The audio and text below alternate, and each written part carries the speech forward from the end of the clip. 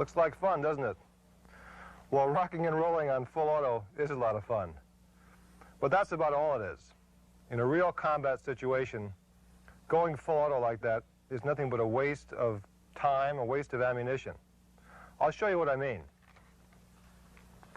As an example of fully automatic fire, I've got a rifle here with 20 rounds loaded. I've got 5 bad guys down there. Now in the movies, if you have 5 bad guys charging the hero, he would stand here, put his gun on full auto and spray the area. All 5 would fall down and die. Well, in real life, it doesn't work that way. Full auto fire is very hard to control, very hard to fire accurately. I want to give you a demonstration. I've got a timer here which will time me, and it'll stop on my last shot. We'll see how long it takes. I'm going to try my best to hit those 5 targets with 20 rounds.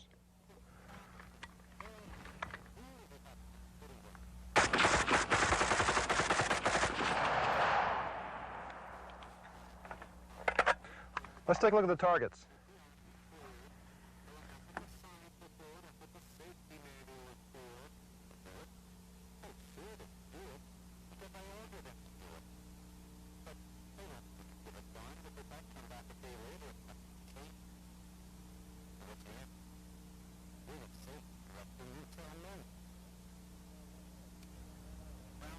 Well, here's my one hit.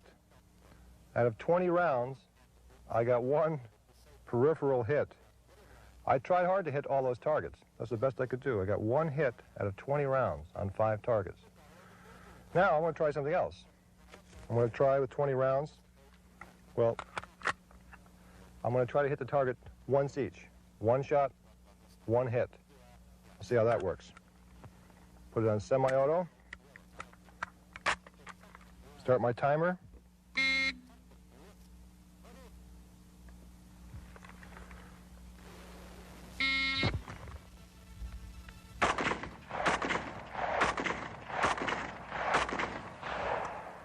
Now we'll take a look at the target.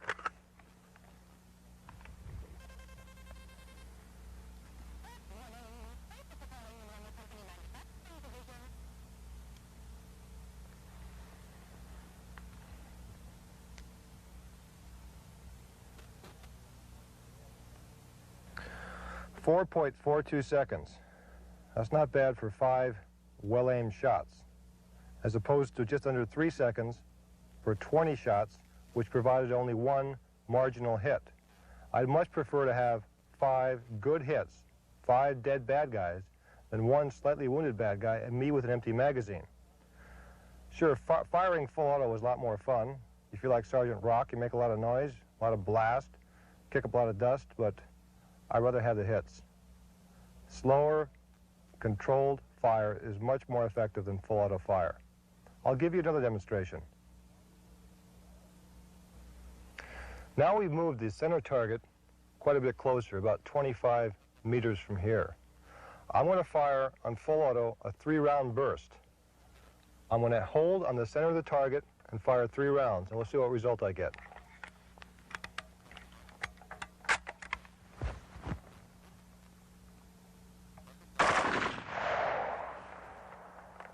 Now we'll take a look at the target.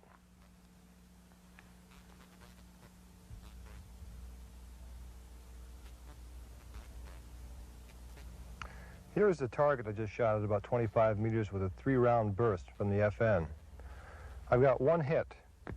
This is just a staple mark.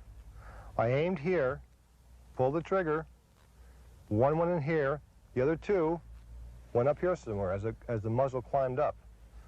I hope you remember all this next time you think about firing full auto. Full auto should not be fired from a rifle in most situations. It's a specialized use for various things, which we won't go into, but for general hitting your target, don't go full auto. 1 shot, 1 hit. Well, after doing this test with the target at 25 meters with a 3-round burst on full auto, these 4 people, our entire crew, wanted to try it themselves.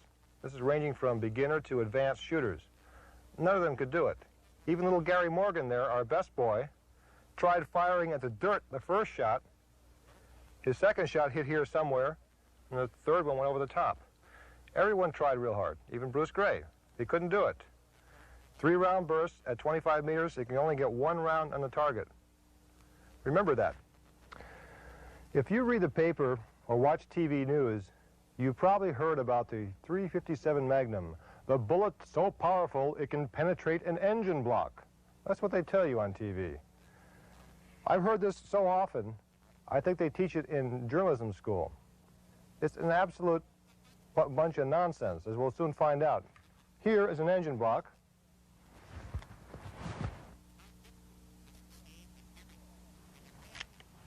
From about 3 feet away.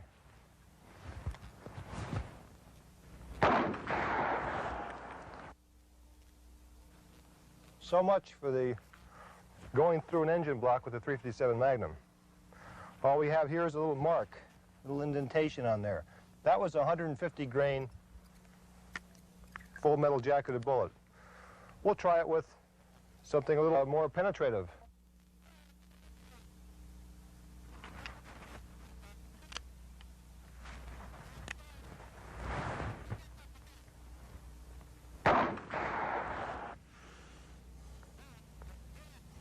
There it is, just a little mark on the wall here.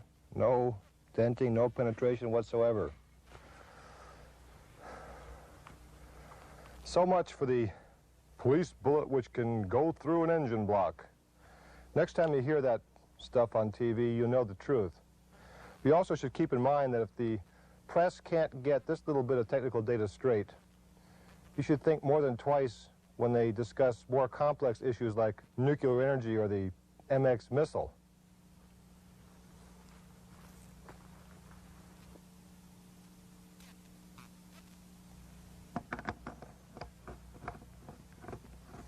Perhaps the most exotic weapon component of all is the silencer, or more properly, the suppressor. I'll tell you why that's a better definition in a minute. The job of the suppressor is to make a gun quieter, to reduce the sound of a gunshot. And it does that by internally having a set of baffles and an expansion chamber in this particular model, which absorbs some of the energy of the gas here, and here it retards the speed of the gas. And the gas escaping is what makes a lot of the noise.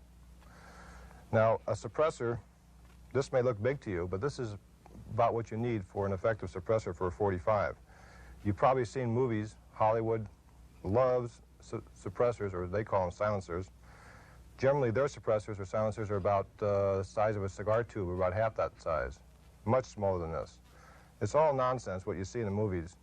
They're not effective at all, and what's even more ridiculous is that for some reason Hollywood seems to prefer putting suppressors on revolvers. A suppressor on a revolver will not work hardly at all, because in a revolver you have a gap here between the cylinder and the barrel.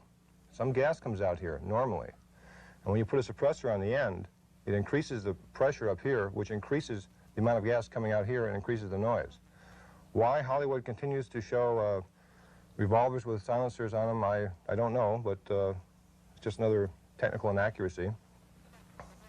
Getting back to a real suppressor, suppressor can be used effectively only on certain rounds, certain calibers, because if a bullet is faster than the speed of sound, it will create a sonic boom itself.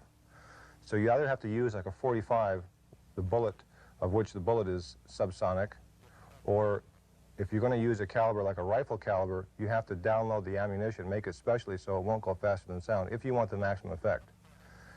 We're going to demonstrate just so you can see just how quiet a silencer is. If you never had a chance to see a real or hear a real suppressor in action, you're about to. But I hate to disappoint to people who watch a lot of TV. It's going to be a little bit louder than that you hear in the movies and on TV. We'll try it.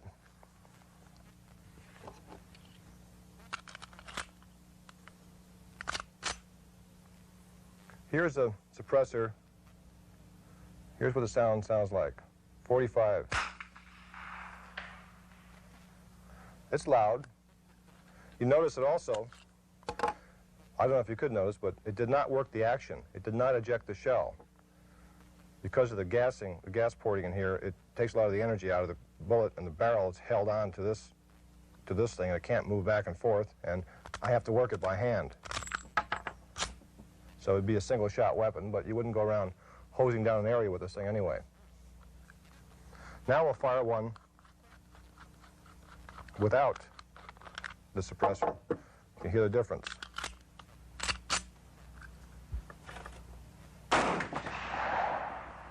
A whole lot louder. Put this back on for another comparison. Here we go. A lot more pleasant to the ear. This is the Ingram M10 45 caliber submachine gun with a suppressor. And doesn't that look like a bad guy to you over there? Sure does to me. Ah, nothing like it. Nothing like it. That was 30 rounds in 1.5 seconds. Real firepower.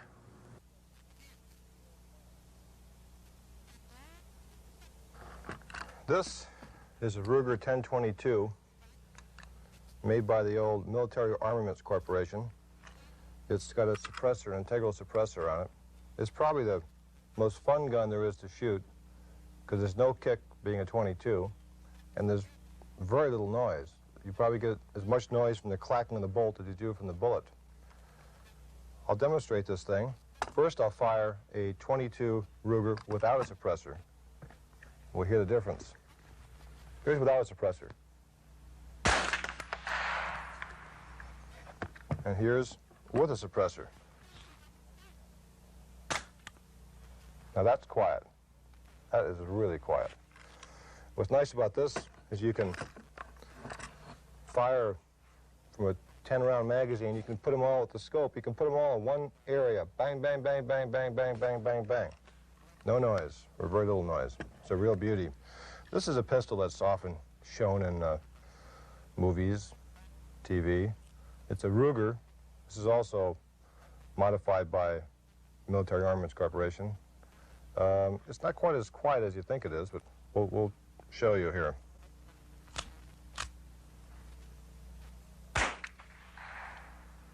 That would get your attention. That's a far cry from chuk, chuk, chuk. But it's a lot quieter than not having one. Now for some fun stuff. This is the Ingram M10 45 submachine gun with a suppressor.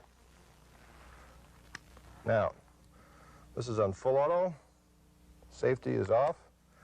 Watch what this sounds. Here we go, 30 rounds. It's also a lot of fun.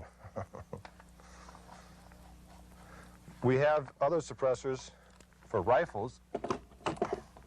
This is a AR-15 or M16 with a suppressor. Now this suppressor reduces the sound considerably, but it's still a very loud noise.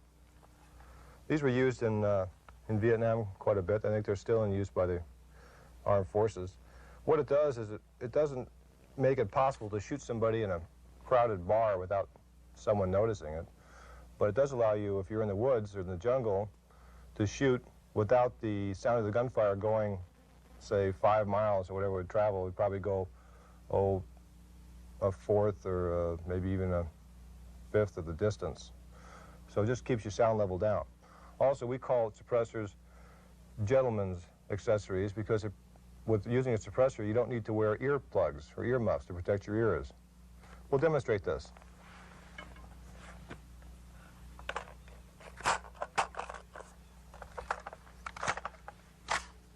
Okay, here's a 223 with a suppressor. Full auto, too. Now I'll fire a single shot so you can hear the difference. There's one shot. Now I'll fire one from a standard AR-15. Same ammunition. Listen to the difference.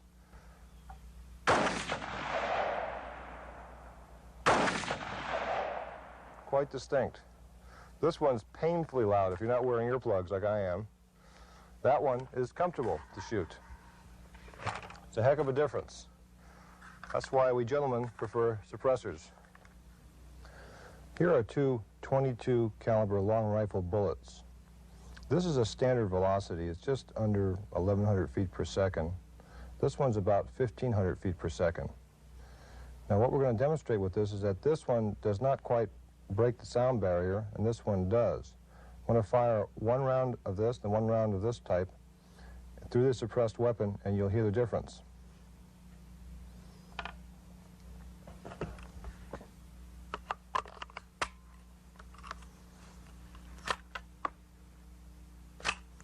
Okay, first will be the subsonic round, the standard velocity round, which is just under the speed of sound.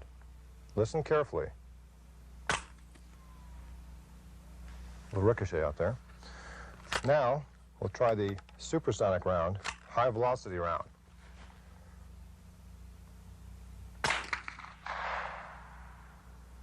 You heard the sonic boom out there. That was the crack of the bullet breaking the sound barrier. Wasn't that much difference in noise here, but out there, it's quite a bit of difference. That's the difference between the suppressed round, the subsonic round and the hypersonic round. That's why suppressor is only effective with rounds which are subsonic. This is a very special briefcase. It's a bit more than an ordinary briefcase. We open this up, and surprise, we have an M11 with a suppressor ready for action. Out here, where you have a card, is actually a hole where the bullet will come out of. Look at that. Without opening it, you can just reach your hand under here, pull the lever, and fire the weapon. Well, hello there. I'm just an ordinary businessman on his way to work with his little briefcase. And then I can hold it up like this. If I see somebody I know, like, oh, there's Comrade General over there. Let's say hello to Comrade General. Hello, Comrade General. You go on about your business, you see. Let's take a look at that. Now, it's not advisable to open up your case after you've done the work with, like, a lot of people around.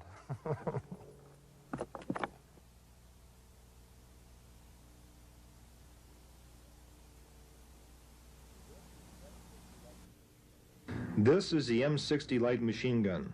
It fires a 7.62 NATO bullet from linked belts at a rate of 600 rounds per minute. It's currently in service with U.S. and other nations.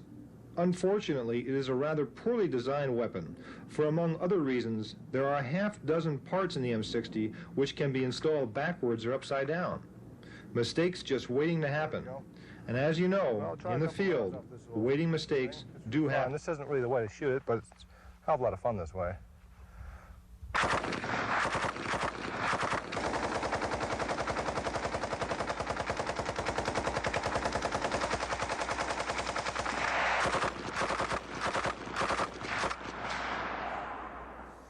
Gee, this is post-ammo letdown. A lot of fun. This is the .50 caliber Browning heavy machine gun, the Ma Deuce. It is one of the finest and best designed weapons ever produced. It fires at about 500 rounds per minute. This is a car, which we thought would make a good target for the .50. Have a close look at it. This poor car is going to be hit with 100 rounds of .50 caliber ball, tracer, and armor-piercing incendiary bullets. The .50, on its tripod, is locked down, so it can't move left to right or up and down. The traverse and the elevation are controlled by dials, so I can adjust.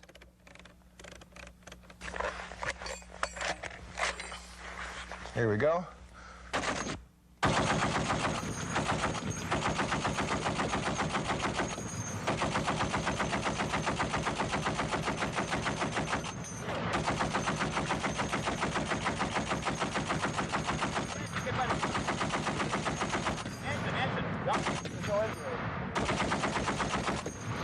There you, beautiful, beautiful. Last one got him.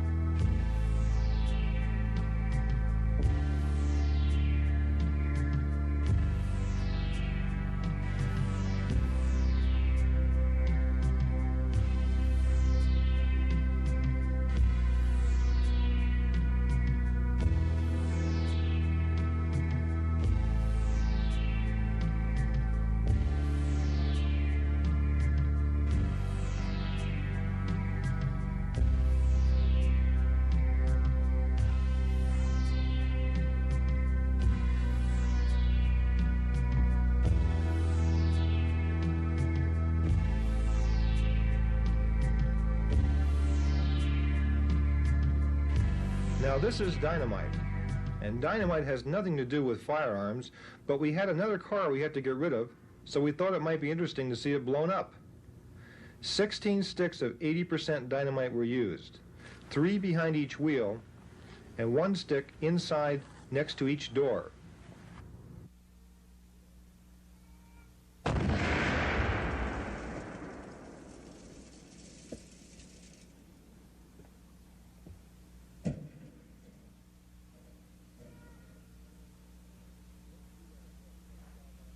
Let's see that again in stop action.